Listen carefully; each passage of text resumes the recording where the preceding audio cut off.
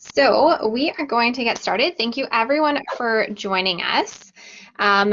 Today's session is all about the EUS, or the Engineering Undergraduate Society. I have two students with me today that are going to share more about it from the student experience side of things. So we are going to get started with that. To introduce myself, my name is Erin. I'm the UBC Engineering Recruitment Officer for undergraduate programs. So basically, my job is to help you all with the process of getting into the program. And so if you'll be joining us this fall, we're so excited for that. Today, I do want to mention that you can ask questions at any point using the chat that most of you have already discovered. So if you click on the purple tab in the bottom right-hand corner, you can use that chat to ask any questions throughout the presentation. Or not presentation, but just our session today. And we are going to try and keep the questions focused on getting involved in EUS and things along those lines. We do ask that if you have other questions that you consider asking those in the first year Facebook group if they're not focused around our session today. All right, so I am going to get Coralie to start with introducing who she is and a little bit about maybe your role with the EUS as well. For sure. So yeah, my name is Coralie Chen. I am from Surrey, originally from Cameroon, and I am in my third year of biomedical engineering. I'm pretty obsessed with robotics and medicine, so biomedical engineering seemed like a good fit. And currently I am the VP Academic for the EUS, and what that means is I'm in charge of making sure that any concerns about courses get identified and dealt with. I make sure that we have awards for amazing students who might have done amazing things, whether it be extracurriculars or academics. I'm also in charge of equity, diversity, inclusivity, and indigeneity. And sustainability, so that kind of entire package, making sure that we promote and we preserve those pillars throughout all the events that we throw. And I'm also in charge of some what do you call it? Sorry, the word is escaping me. Some professional development stuff. Yeah. So that is pretty much my portfolio. I'll pass it off to Christian. Hey guys, my name is Christian, but everyone calls me CK. I'm the VP Spirit at the EUS, and I'm in between third and fourth year geological engineering. I like rocks. I like the outdoors. Geo is a good fit for people who want to go on hikes, want to get outdoors, look at rocks. It's a good time. As VP Spirit, it's kind of what the name implies. I get all of the different traditional events that EUS runs. That kind of starts off the beginning of the year with your orientation week. You might have heard like Welcome Week, Orientation Week, Frosh Week, all these different things. For engineering at UBC, we call it Weeky Not. That's where there's 2 weeks full of events, starting on Imagine Day, which is your first day. And there's like events on the EUS history, there's barbecues, there's like sports stuff. We go out to the UBC homecoming game with the engineering band and make a bunch of noise. We get up to all kinds of different things. So there's something there for everybody. I also run our annual Christmas caroling where we go around campus and we spread cheer. And try not to get in too much trouble when we break into classrooms and get annoying. Also featuring the engineering band. And I'm in charge of E-Week, which is our big inter-department competition. That happens once a year. It's the third week of January. And that's, you guys are the first years, we call you PPs, it's a long story, I'll say that for later. But the PPs, you guys have your own big team, and you're competing against like Geo and Mining and BMeg and all the other departments. And there's like four-legged races, there's scavenger hunts, there's all kinds of crazy stuff. It's easily the best week of the year in my opinion. So yeah, I mean basically I get the easiest job. I get to do all the fun stuff. Coralie has to handle like serious academic concerns, and I get to throw parties basically. But we can move on to the next question that has to do with what is the EUS. We can kind of break that down. So from my perspective, the EUS is the Engineering Undergraduate Society, so it comprises all students in engineering. All of you are part of the EUS. And like CK said, we throw a bunch of cool events. We help each other out in so many different ways through the EUS, so through tutoring, I oversee that. You can get involved in the EUS through volunteering, through taking on a manager position or a director position. And it just is a really good sense of belonging, especially when you go to events and especially when you get super involved if you can. It's just, I guess it borders on culty, but like good culty. Yeah, I can definitely second that. It's a really fun time. It is culty, but like you said, a very good kind of culty. We also like another big thing that EUS does besides tutoring, which is really important for you guys. The EUS runs big first year tutoring sessions. Coralie, that's her problem, but they'll be great. And they're like, that's the only reason I got there first year. They're awesome. There's also a ton of like social events. A big part of engineering is that like you develop a very strong social group because like let's not really kid ourselves. First year engineering, it's totally achievable, but it is kind of hard. So like this social bonds you'll make at like these EUS social events will really help carry you through the year. At least it was in my case. Like the friends I made in ex-officio clubs and just in my timetable were really invaluable when it came to kind of surviving. Yeah, I definitely agree. And to add on to that, the joining clubs or just being part of EUS events is that you get to meet upper years and they give you super good advice about classes, about ways to survive, about good ways to study. So definitely trying to network with some upper years is good to do through events. Awesome, thank you. I should be back now, so hopefully you can hear me now. Perfect. So just a reminder, also, if you do have any questions throughout this session, please feel free to comment. You are welcome to direct your question to either of the students joining me, or you can just ask general questions as well. So please feel free to use the chat to do that as well. So you've kind of touched on like a whole bunch of pieces already, but for students coming in that are looking to get involved in the EUS a little bit more in depth through things other than events, but actually looking to maybe volunteer or to become an exec like yourselves one day, what are sort of kind of the processes that they can do some of those options? I can say the easiest way, once we're on campus, if all else fails, we do have a building. It's called the ESC, Engineering Student Center. Some people call it the cheese, some people being me. That's also a long story. But if you want to get involved with engineering, you can just come to the building and just ask anybody in this red jacket. This is like the engineering red jacket. People will be wearing that. They're the people you want to annoy. But yeah, to get involved, the easiest way to do it is to go through our website, and I can grab the link when I'm done talking. But you just kind of, there's like a little survey there. The jobs that first years do are usually like rep positions. Rep just stands for representative. It's like super low maintenance. You don't have to handle any like high level managing. It's just kind of like, it's basically like an arts and crafts thing. Like in my first year, I was a Spirit rep, and that just meant like we wrapped gifts for when we gave out gifts during our caroling. I was a Godiva band rep, which meant I played in the band, except that was really bad. So I was there, but not great. But it doesn't matter because it's the Godiva band. We're not really there to be good. We're there to have fun. And there's several other rep level positions. There's like arts and crafts reps where you make arts and crafts. There's all kinds of stuff like that. So like a rep level position is where I would look. It's a very low time commitment, and there's like no hard feelings if you miss something. If you think you have the time and like the ability to kind of jump up, I would look into manager and director stuff, but I would recommend sticking to reps, at least until you've been around UBC for a bit, because it's, I'd warn against overcommitting too much going into first year. Yeah, and on top of rep positions, you can also look into the PP Council, which is our first year council, and you get to basically run a bunch of events for first years, get first years networking with each other.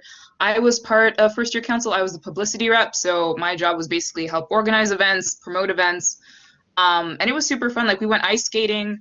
We had this big formal at the end. This was pre-COVID, so it was nice being able to just all be together.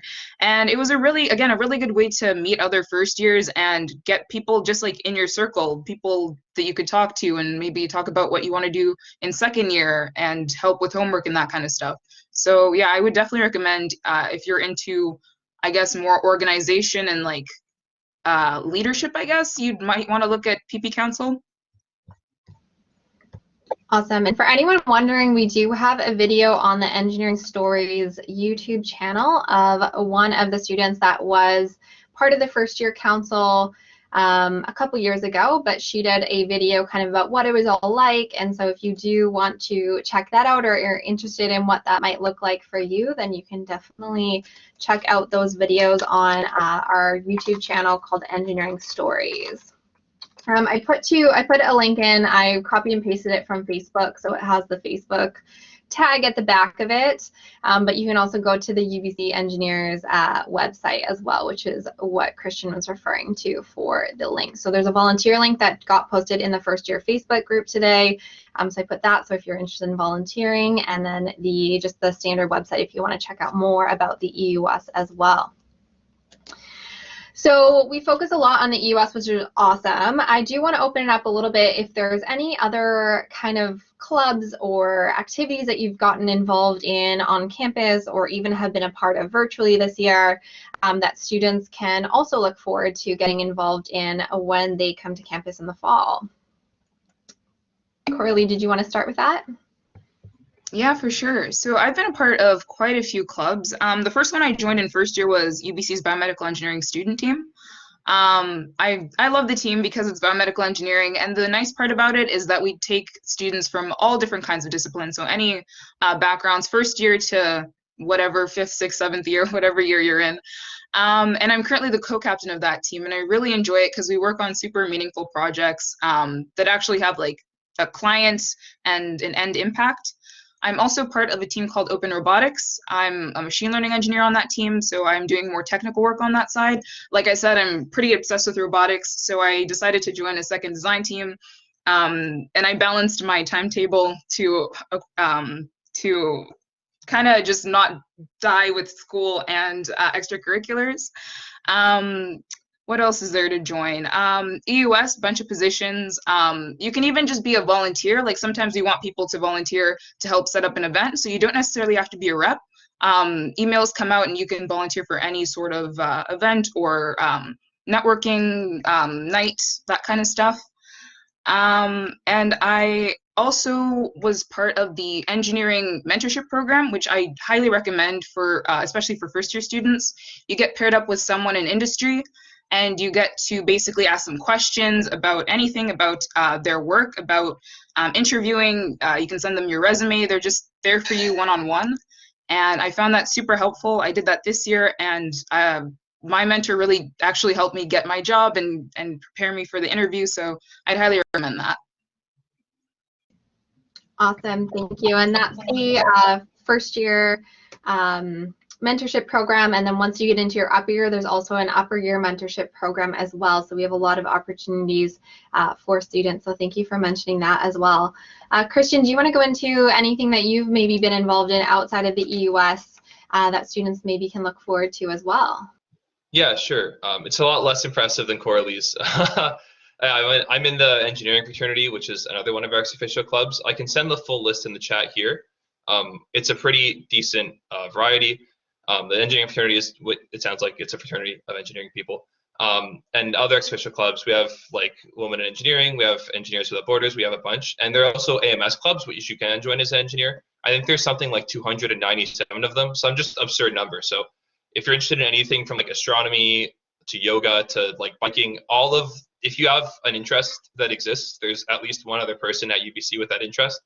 And that's something I like not necessarily found in the structure of clubs because I had no time in first year, but like if you're into a thing and you don't really have like a friend group that's also into that particular hobby, there's like 60,000 people at UBC.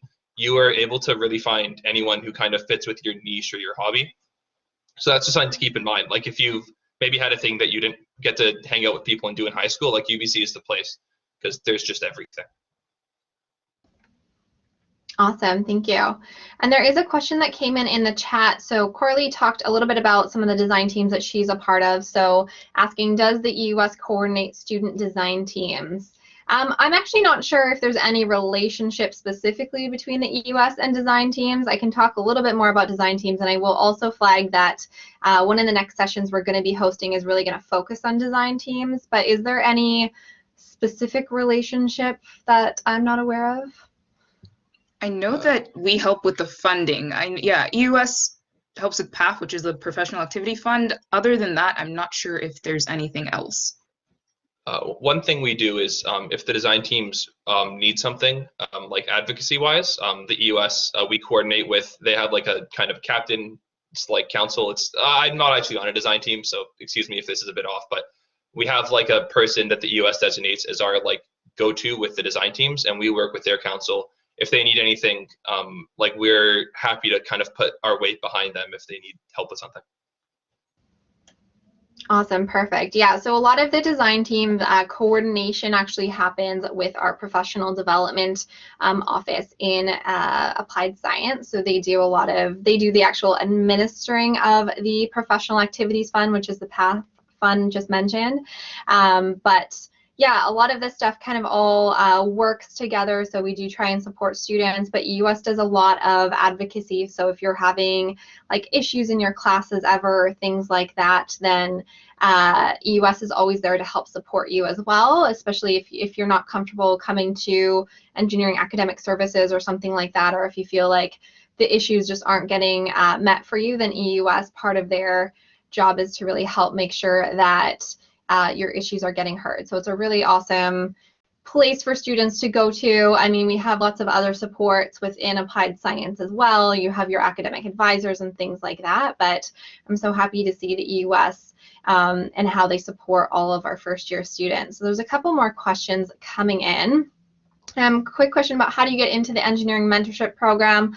I'll answer that really quickly, but there will be information coming out towards the start of the school year about how to apply for that. I'll search up the link in a second and you can look at that for more info. A question about how did the EUS and their events differ during virtual school, so over the past year when things were online, I guess, versus when things are in person. I don't know who was more involved in activities this year that might want to speak to that. Yeah, I can definitely speak to that.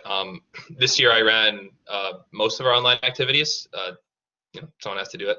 It was actually really fun. Obviously, it wasn't the same. We weren't in person, but we still ran our traditional E-Week. We had a bunch of online events that replaced our usual in-person ones. Like we usually have a Smash Brothers tournament. We did that one online. We added a chess tournament. We added like online jigsaw puzzles. There's a movie contest as part of E-Week. Like each team makes a movie. We watch those live on Twitch. We're like very committed in the US to like kind of following through on a like series of like very core experiences, I guess. And one of those is E-Week. Like we take a lot of pride. I'd say we easily have the best E-Week in Canada. I don't think there's another school that took theirs online and ran it the way we did. And we have a great community. Like every department, all the department heads came together for it. It was a really fun time. And E-Week is it's a great time. It's a great time to like have fun and make friends.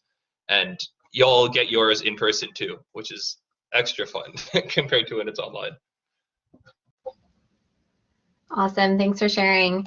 Another question, is it possible to volunteer for EUS in the first year? So yes, we mentioned a little bit about that first year council, so that's something where you can actually be a representative and be involved in it. But a lot of those kind of one-off activities that were mentioned of getting involved in like events and things like that, that is an option for you to volunteer in as well. Especially, I would say, like if you're not sure of how well like managing your first year course load is going to go and things like that, that definitely getting involved in some of those one-off activities is a great way to have kind of shorter term commitments that you can be a part of as well. The next question, does the EUS involve upper year specializations or is it more of a general engineering thing? So Christian, maybe I'll pass this off to you to answer. So you mentioned a little bit about E-Week already, about that's when the different departments get to kind of compete together. Maybe if you want to explain a little bit of what the department clubs are, and then as well as how they're involved with the EUS. Yeah, sure. So like I mentioned, there were department clubs, and earlier I mentioned PP Council. Like that's your kind of, it's almost like a mini EUS. Like you have a social coordinator and you have like an academic and all these people for all the first years. Every department also has that. So there's like the mining undergraduate society, and that's just for the mining engineering students and kind of so on and so forth. And the way the EUS decision making actually works is we have a council where it's all of the executives and all of the department presidents, and like departments vote for their presidents, same way like everybody votes for EUS people, and you guys will vote for your PP president and vice president and so on. And like together they're the voting block called the board. It's kind of boring bureaucracy, but like we're like very committed to kind of working with department clubs. And in your department, I'd like once you're in second year, I'd really recommend getting involved with your department club, whether it's like as a high up position or just going out to events and participating in E-Week. It's a great time. Awesome, thanks. So yes, basically, as long as you were a student in engineering, you are part of the EUS, and then once you, in first year, you're kind of part of the first year group or the PPs. Maybe, Christian, do you have the background? Do you want to go into that a little bit more? We've alluded to this. Maybe you can kind of like give a sneak peek to the students that are here today of what that means.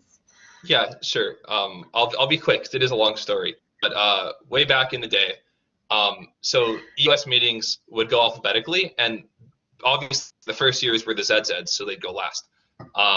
This led to a lot of arguing, and eventually the first years stormed one of our annual general meetings where you can you can get a vote pass just based on like a pure majority. And so many first years came that they renamed themselves the AAs. And then the next year, a bunch of upper years came and voted that we do meeting updates in backwards order to go from like Z to A. And this went on for a while, just totally pedantic, stupid arguing, which is the best kind of arguing. And eventually it was settled that they'd be named the PPs because that's funny. And also because there is no engineering department with the name after M. So they'd still be last, but instead of being the ZZs, they were the PPs, which was slightly funnier. And you'll actually notice in the engineering building, we have the first year club room, and it's the plumbers and pipe fitters lounge, which PP. So that's how you know it's your club room. Awesome. Thank you so much for that. And one of the things I love that I hope that you will be continuing again is that in the first year Facebook group that you'll share some of the EUS history closer to the start of term. So that's always fun. I always love to read the random facts about the EUS. So anyone that's here this evening watching this, or anyone that watches the recording, will have a sneak peek into that one specific piece of info coming up. We have a few minutes left in our session today. So again, if you do have any questions, we are trying to keep them kind of focused on getting involved and the EUS specifically. So if you do have those questions, please let us know. One question has come in: does the EUS handle any international opportunities? So I'm not sure about international opportunities specifically, but I do know that through that professional activity funding and through other opportunities, the EUS will sometimes send students to represent UBC engineering at conferences and things like that. So maybe if that's something that you can kind of speak to, if you have any more information about that, and if there are any international specific opportunities with EUS that I'm not sure of, then mention that as well. I'm not sure who's the best person to answer that question. I'm not familiar with international opportunities, but I know that you're right that we send students out to different events. I once went out to an event in San Francisco. It was a networking event. It was super cool, fully paid for, which was nice. And I got to network a lot, meet a lot of new people that I still keep in contact with, and bounce ideas off of if ever need be. It was an entrepreneurship conference, so it's definitely nice to have people to talk to in that regard. And I would definitely recommend looking. I think we have a page for it on our website. I can link that, but definitely looking and keeping updated, because it's always a good experience being able to just meet new people from different universities within Canada and even internationally. But yeah, other than that, I'm not sure if we handle many international things. I don't know, CK, if you know any more than that. No, nothing super exciting. We do, like, there's a lot of design team work that happens internationally. Like, they'll go to competitions, but we do a lot more in Canada. Like, when we send people to conferences, every engineering school in Canada sends a representative to that conference. But we don't do a lot going to other countries. There's just like a very large cost barrier to it that starts to kind of get out of control. I guess if I was asking about exchange programs, the EUS doesn't run them, but you can do an exchange while you're in engineering. It's just not run by the Student Society. That's like a faculty thing, but it is a thing you can do. I know people that have done it and they had a great time. There's a question here. Does the EUS overlook the painting of the engineering cairn? Yeah, I actually personally overlook it. So I kind of have to go repaint it. It's not looking very good right now. It's pretty spray painted. I guess for people who don't know, there's a big concrete E on campus. That is the engineering cairn. We keep it painted white and red. For special occasions, we invert it to be red and white. There's kind of a constant battle between us and everybody else who's jealous that we get a big concrete E to paint it over. When everybody graduates at the end of the year, you get a lot of people that just spray paint it, so it's a lot of endless battle to make it slightly nicer, but it's really fun, and you get a really cool patch. I don't know if I have it on me. Maybe I do, maybe I don't. I should probably explain what patches are. So you might have seen this red jacket that I mentioned. This is the engineering jacket. We call it a red. And on it, you put patches when you do things. So like I have a patch, I guess I have this patch for being in the fraternity. I have a couple other ones. I've got my last name. You get a wiki knot. Every year we make a patch, so you can kind of get one for every wiki knot that you attend. Other stuff.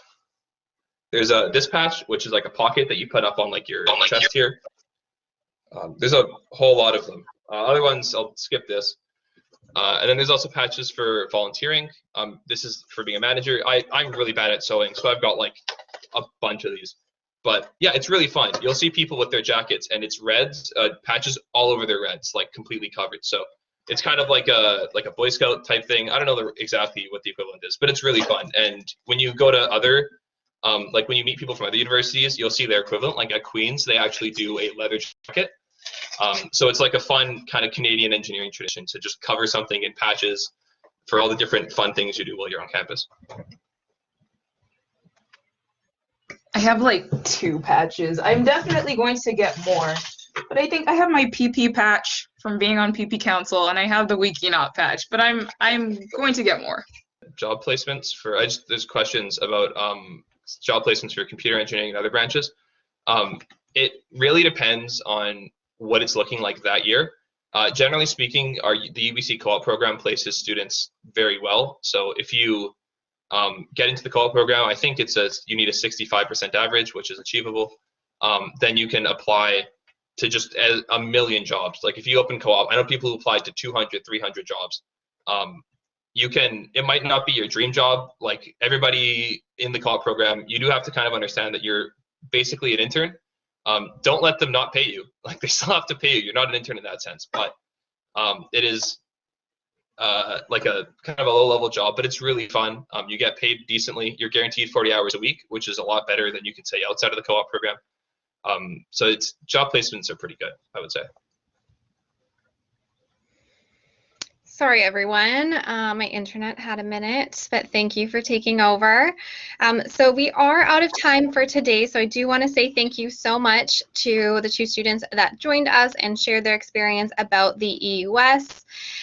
So thank you so much for being part of today. If you have any more questions, though, please feel free to post them in the first year Facebook group, because that is a great spot to connect with current students, to connect with other incoming students. So that is really your best spot to continue to ask questions. I'm in there as well, so if you have academic types of questions, I'm there to help answer those ones. So thank you to everyone that joined us so much. And then right before we sign off, I love to always ask kind of your piece of advice for our incoming students. So Christian, maybe if you want to go first, of just what piece of advice would you love to give our incoming students? Yeah, sure. I did touch on it earlier, but I can't stress enough how important it is to build a good support structure of friends in engineering. You're gonna have tough times. There's gonna be like 3 midterms in a week. Like that's life, but having a group of people, especially in your STT, that's like a thing to look out for. When you sign up for your classes, there'll be about a dozen or so other people with the exact same schedule as you, like the same prof, same times, all that. So you'll kind of recognize those people, and don't be afraid to walk up and say, hey, I noticed, are you an STT, whatever? Like my STT was STT 23, and we really stuck together, and that got us through a lot because we'd all be studying for the exact same test on the exact same day.